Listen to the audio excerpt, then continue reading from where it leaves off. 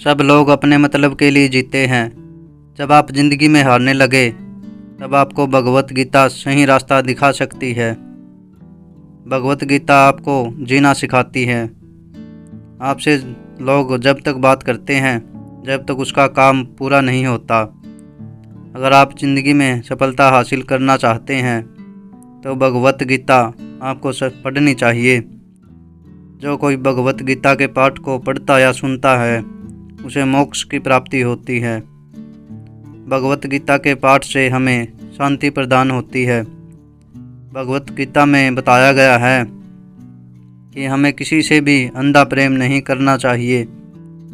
किसी के लिए हमारा अंधा प्रेम हमें ज़िंदगी में आगे बढ़ने नहीं देता। भगवत गीता में भगवान ने बताया है कि मैं किसी को सज़ा नहीं देता बल्कि उसके कर्म ही उसे सज़ा देते हैं।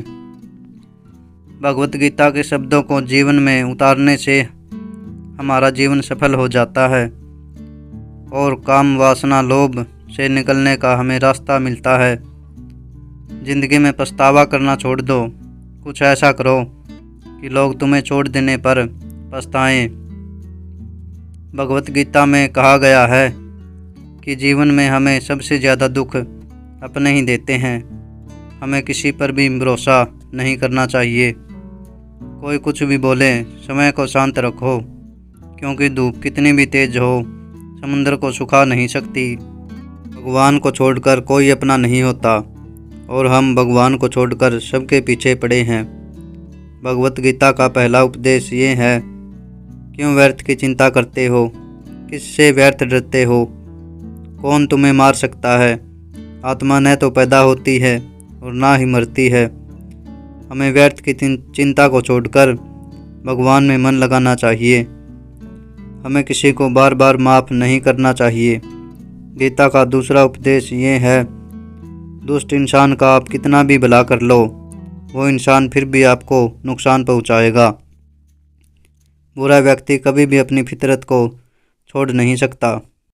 भगवत गीता का तीसरा उपदेश ये है, अगर ज़िंदगी में आप सब कुछ चाहते रहोगे तो ये दुनिया आपको मिटा देगी। इस दुनिया में चाहने वाले को बेवकूफ़ कहा जाता है। भगवत गीता का चौथा उपदेश ये है कि तुम्हारा क्या गया है जो तुम रोते हो। तुम क्या लेकर आए थे जो तुमने खो दिया। तुमने क्या पैदा किया था जो नष्ट हो गया। तुमने जो कुछ भी लिया इसी भगवान से लिया, जो दिया इसी भगवान को दिया। भगवत गीता का पांचवा उपदेश ये है कि सब खाली हाथ आए थे और खाली हाथ ही चले जाना है।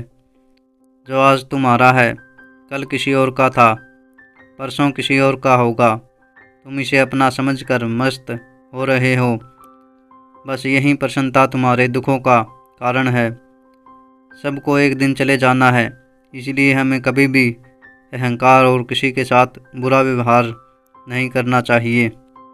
भगवत गीता का छठा उपदेश ये है कि आप दुखों से घबराना छोड़ दो, क्योंकि जीवन में सुख और दुख हर इंसान की ज़िंदगी में आते हैं। जीवन में हमें परेशान होने की बजाय गीता के इस ज्ञान को समझना चाहिए। अगर हमारी ज़िंदगी में दुख नहीं होगा तो हमें सुख का पता कैसे चलेगा। ना हम दुख को रोक सकते हैं और ना ही सुख को रोक सकते हैं। भगवत गीता का सातवां उपदेश ये है, परिवर्तन इस संसार का नियम है। जिसे तुम मृत्यु समझते हो यही तो जीवन है। एक पल में तुम करोड़ों के मालिक बन जाते हो और दूसरे ही पल में तुम निर्धन हो जाते हो। तेरा मेरा छोटा बड़ा मन से मिटा दो, विचार से हटा दो, फिर सब तुम्हारा है और तुम सबके हो। हमें समय के साथ अपने आप को बदलना चाहिए, यही इस संसार का नियम है। भगवत गीता का आठवां उपदेश ये है कि अच्छा इंसान अगर बुरे लोगों के साथ रहेगा तो एक दिन वो भी बर्बाद हो जाएगा। वास्तव में कर्ण पांडवों का बड़ा भाई था। उसने बुरी संगत में पड़कर अपना सर्वनाश कर लिया। भगवत गीता का नौवां उपदेश ये है कि प्रेम और भावना के रिश्ते उनसे बनाने चाहिए जिनको आपकी कदर हो। जिनको आपकी कदर नहीं उनके साथ रिश्ता बनाना बहुत बड़ी मूर्खता है। भगवत गीता का 10वां उपदेश ये है कि ना ही यह शरीर तुम्हारा है और ना ही तुम इस शरीर के हो। यह तो अग्नि, जल, वायु, पृथ्वी और आकाश से मिलकर बना है और इसी में मिल जाएगा। परंतु आत्मा स्थिर है। फिर तुम क्या हो? तुम अपने आप को भगवान में अर्पित करो। यही सबसे उत्तम सहारा है। जो इसके सहारे को जानता है वह भय, चिंता और शोक से मुक्त हो जाता है और जीवन में आनंद प्राप्त करता है। भगवत गीता का 11वां उपदेश ये है, जिनकी किस्मत अच्छी होती है, जिनके पास किसी साधन की कोई कमी नहीं होती, वह थोड़ा सा भी दुख नहीं झेलते। थोड़ी सी भी कमी होने पर भगवान को कोसते हैं। वहीं जिनके पास कुछ भी नहीं होता, उनको थोड़ी सी भी खुशी मिले, वह भगवान को धन्यवाद करते हैं।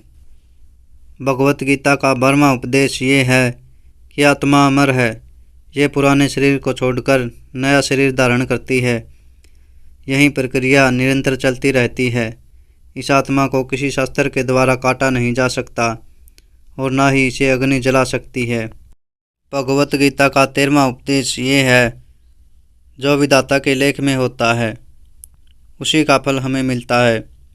विधि के विधान को स्वयं भगवान भी बदल नहीं सकते, इसलिए जैसा कर्म हम करते हैं उसी का फल हमें मिलता है। इसलिए हमें अच्छे कर्म करते हुए अपने जीवन को व्यतीत करना चाहिए। अगर आपको ये वीडियो अच्छी लगे तो कमेंट में जय श्री राम ज़रूर लिखें और हमारे YouTube चैनल को सब्सक्राइब ज़रूर करें। जय श्री राम।